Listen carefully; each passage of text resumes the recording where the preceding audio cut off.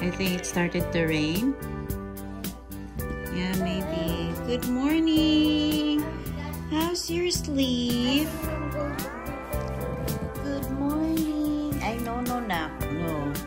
No, masisira yan doon. Kay mami, kay daddy yan mamaya. Kasi si daddy mag-work mamaya.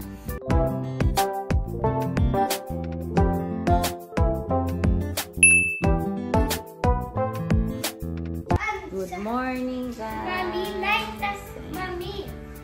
Kakagising lang namin. Ay, hindi pala kanina. 7:20 kami gumising. Tapos pinakain ko na si kuya. Oh. Ano? Later night, mag-ulan? Yeah. They said in the weather na mag-ulan daw. Yan guys, dito ko na lang sinasakay si Alicia. Meron kaming double stroller pero hindi ko ginagamit. Kasi matubal-key na siya. Si Alicia naman naglalakad na. Hahatid namin si kuya. Oh, press the button. Thank you po. Guys. Maulan kami ngayon dito. So si daddy, dinadala ko na lang yung mga bata. Kasi nga, kawawa si daddy. Wala pang tulog. 12 hours na yun. Mahigit na walang tulog. So pag ganyan, dinadala ko na lang yung mga bata. Kasi kaya naman eh. Para makapahinga na siya. May work kasi siya ulit mamaya din. Sila guys. Okay na sila. Alam nyo guys, ang pagiging nanay ay hindi naman kailangan talaga i-practice. Kasi kusa mo lang malalaman kung paano mo aalagaan yung mga bata, kung paano mo sila asikasuhin. Kaya I'm proud to be a stay-at-home mom kahit hindi siya madali. Kasi hindi talaga madali. Hindi madali na maging stay-at-home mom.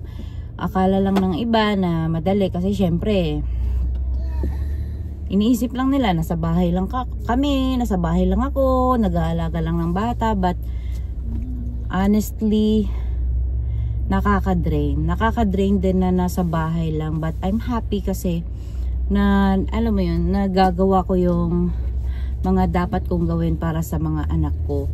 Gusto ko talaga magtrabaho. Nakailang tingin-tingin na ako ng mga job hiring. Kasi gusto ko talaga magtrabaho. But then, I cannot do anything. Kasi kailangan pa ako ng mga anak ko. Kaya nga, ito yung sakripisyo namin ni daddy. Ayan, gloomy yung weather namin ngayon guys. Kasi sabi sa weather, uulan daw kami ngayong araw na ito. Kami sa school guys. Ito yung gusto ko kapag pag spring, summer. Kasi nakaganito na lang kami, hoodie na jacket. Kasi kapag spring, ang hirap. Ay, sa winter pala, mahirap ang winter kasi puro patong-patong. Si kuya, hindi na siya naka-ski pants. Naka na lang siya, naka-pantalon na lang siya. Kaya maganda talaga na, yung may break din kami sa winter. Hindi naman kami laging malamig din dito. Kaya, okay na din kami dito talaga sa Winnipeg. Oo nga pala guys, tinawagan na pala kami ng Holy Cross. Next year is lilipat na si kuya doon. So magpa-private school na ulit si kuya. And we're so excited. And kuya is so excited also kasi na-miss na niya yung mga classmates niya doon. And mas maganda doon kasi mas early yung start ng school. Mas early din silang umuwi sa hapon. So ang start nila doon I think 8 o'clock. 8:30. Kailangan mga 8 nandun na yung mga bata. Then umuwi, pipick upin namin sila 3 o'clock. Na uwian na nila yon ng 3 o'clock. Get your bag. I love you. Where's my kiss? Love you. Bye. Bye-bye. Ingat ka ha. Be a good boy. Okay, bye. Bye baby. I love you. Love you nak. Tignan mo yung anak ko guys. Para siyang para siyang hindi 2 buwan. Tingnan mo naman yun tingnan mo talaga naman parang hindi siya 2 buwan. Okay lang mami. Tingnan mo bumabangon na siya. Mag-isa. Ganito ba talaga? Tingnan mo tong batang to. Shush. Oh. Naka-breastfeed pa din ako sa kanya. Pero sinusubukan namin ni Daddy na na i-mix siya. Paminsan-minsan lang. Para lang masanay siya dun sa Dodo. Kasi nadala na kami kay Ita na full breastfeed talaga ako dun na 1 taon at saka kalahati. Nung pinapadede na namin siya ng ibang gatas, ayaw niya. Hanggang ngayon, ayaw niya talaga. Kaya maliliit yung mga buto niya. Si Alicia naman is nakagatas siya ngayon. Kaya ito si Pio, sasanayan namin siya. Kasi ayaw namin na hindi magagatas yung mga bata. Tulog na si Pio ulit, guys. Si Alicia nandun. Prepare na ako ng kakainin ko ng breakfast. Magluluto lang ako ng itlog. Tapos tinapay lang, kape. Ganun lang ako sa umaga. Hindi ako masyadong nag-heavy meal sa umaga. Tapos ko na din itong tilapia na galing sa Seafood City.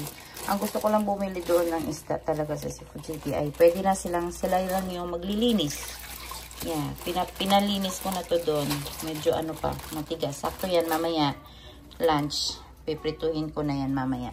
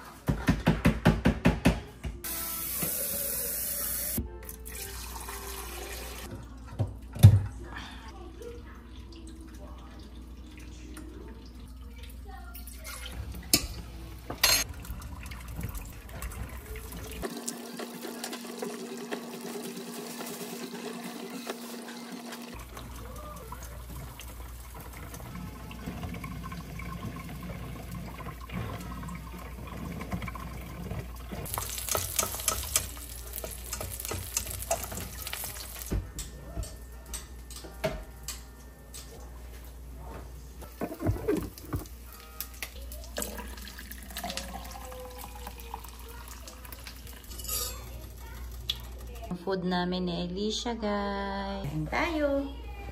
Kain tayo. Weather, guys, talaga. Ay, I can't wait na talagang mag-green na sila lahat. Mag-green na yan lahat. So, maybe some of you will ask kung bakit, pinili ko bang maging stay-at-home mom. So, kwento ko lang. Yes, pinili ko. Kahit na kahit na boring na ako dito sa bahay, pinili ko talaga kasi mahal ang daycare. Unang-una, mahal ang daycare.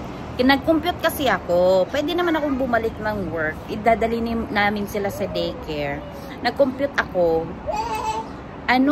Lugi kami. Mas magbabayad pa kami. Tapos lalaki pa yung family income tax, family income namin. So, ang tax namin is lalaki din.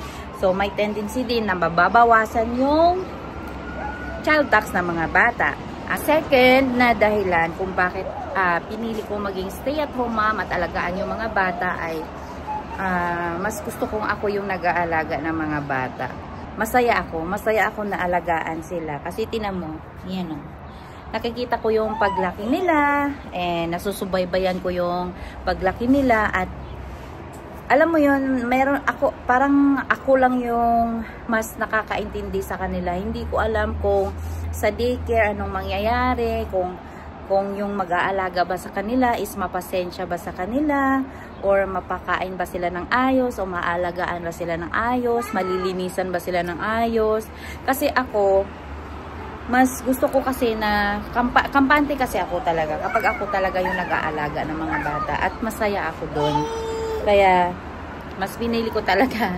Kasi di bale, mga after 4 years, pwede na akong bumalik ng trabaho. Kasi ang plano namin ni Daddy, pag si Alicia is mag-aaral na, kasi ididiretso na namin siya sa kinder, si Pio ipapasok namin sa pre-K para silang tatlo na sa school na, tapos ako babalik na ako sa work. But sabi ko kay Daddy, hindi diyan natatapos yung pagiging nanay ko.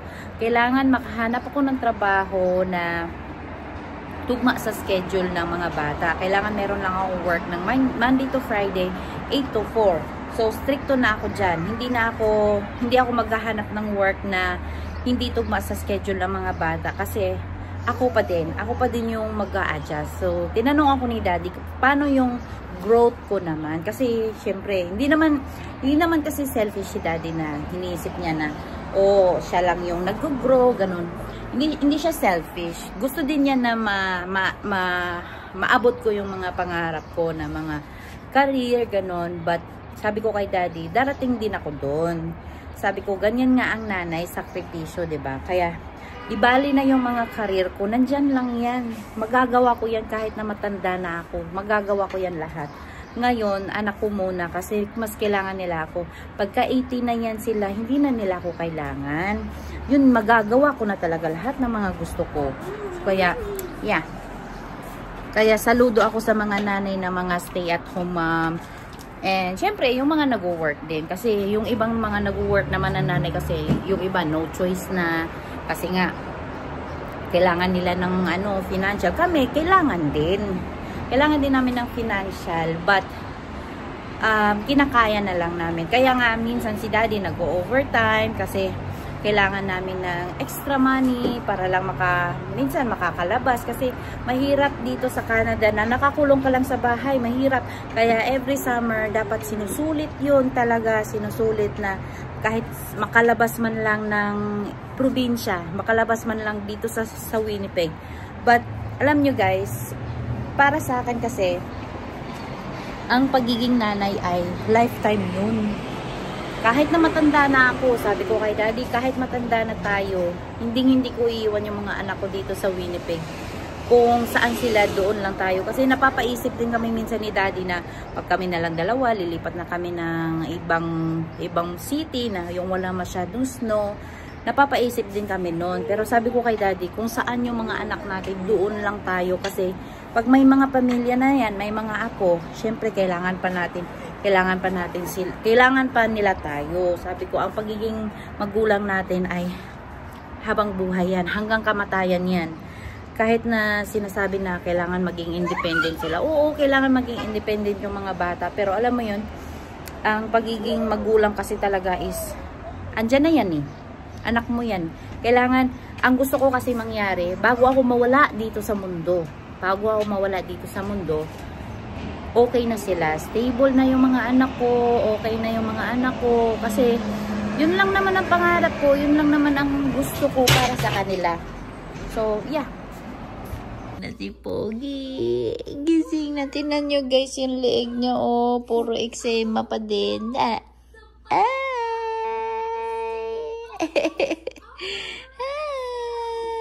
Butchog. Tapos sabi pa ng iba guys, kailangan daw i-socialize yung mga bata. So, sa isip-isip ko naman, pwede naman silang maka-socialize kung dadalhin naman namin sila sa park, lalo na kayo na summer, mapapadalas yung park namin. So, yan, hindi naman ngumingiti. Ngumingiti siya. Nakikinig siya pag nagsasalita ako. So, yeah, pwede naman sila i-socialize sa mga park kasi, pag winter di kami makakalabas naman. Pag summer talaga, makakalabas na kami kapag summer. So, yun lang yung socialize nila. And then, okay lang yun. Kasi nga, pag darating din naman ang time na mag-aaral na sila, yun na yung socialize nila. Kasi nga, baby pa naman sila eh. So, yeah, hindi naman masama na na bibihira lang silang ma-socialize sa ibang tao. Hindi naman masama yun. Okay lang naman yun. Kasi nga, mga bata pa naman sila. Kaya, Fiona.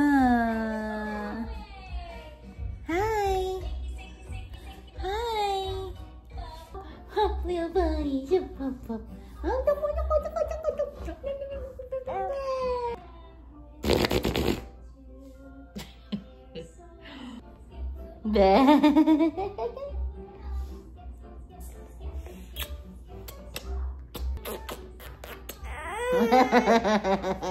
Pinaiyak ni Mami.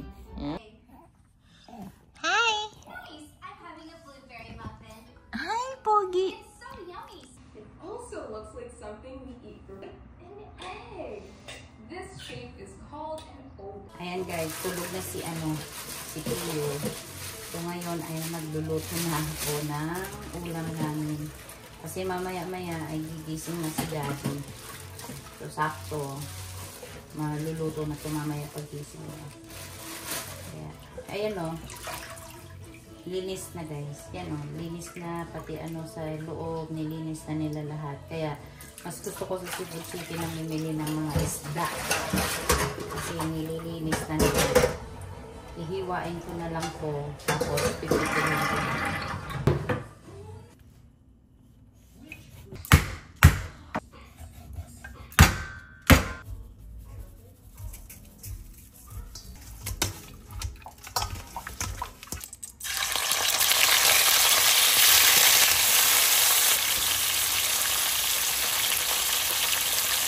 Hindi pa lang nagtanong sa akin guys kung ako lang ba yung stay-at-home mom dito sa Canada. So meron din marami. Marami din mga stay-at-home mom dito. Especially yung mga puti at saka yung mga hindi kaya din kumuha ng mga daycare. So marami din dito mga stay-at-home mom. But I don't know sa mga ibang mga Pilipino kung meron mga stay-at-home mom. But yeah, nakadepende kasi yan eh. Nakadepende kasi sa choice ninyong mag-asawa kung ano ba talaga ang gusto ninyong gawin sa mga bata. So, iniisip ng iba, siguro, pabigat yung mga bata, yung mga gano'n. But hindi kami, sa amin ni Kevin, hindi namin iniisip na pabigat sila. They are a blessing. Blessing sila na dumating sila sa buhay namin. Ayan, nagluluto na ako ng ano, sarap na ito. Kwento ko pala guys, sa Siquijor, hindi ako nakasubo kumain ng tilapia. Wala kaming tilapia doon. Ay, hindi ko lang alam. Basta wala kaming tilapia doon. Yung bata pa ako, hindi talaga ako nakatry kumain ng tilapia. Nakatry na akong kumain ng tilapia nung nasa Manila na ako nagtatrabaho. So, ilang taon na ako noon, siguro mga 20 na ako nung nakakain ako ng tilapia. Eh, nung natikman ko siya, hindi ko talaga siya trip. Kasi ang pagkain namin sa isla dati is puro sariwa na isda na galing sa dagat. Bihira kami doon. Wala talaga. Ay, wala talaga. Wala talaga kami gaano dati na yung kinakain na tubig na isda. Wala. Kasi yung papa ko, hindi siya mahilig din sa tubig na isda. Mas gusto niya yung sa dagat. And sa Siquijor kasi, kung nakapunta kayo ng Siquijor, as in, sariwa lahat ng isda doon. Napakasarap ng mga isda doon. Kaya pag umuwi talaga ako, lamis ko na yung Siquijor. As in, gimingaw na juga ay ko. Lami na kayo uli. Lami na juga ay uli. Siquijor ay. Doon kasi talaga ako lumaki. Tapos, alam mo yun, yung dila ko, hinahanap ko talaga yung kinalakihan ko na pagkain doon. Biruin mo dati, bihira kami makakain ng baboy, bihira, never din kami nakakain ng mga Jollibee, mga McDo, wala yan. So, dati puro isda lang kami, makakain lang kami ng baboy kapag may piyesta, ganun. Nakakatuwa yung simple lang na buhay dati. Nahawa ako minsan netong pangalawa ko guys, kasi nakakaintindi siya. Minsan pag nilalambing ko si Pio, nakatingin lang siya.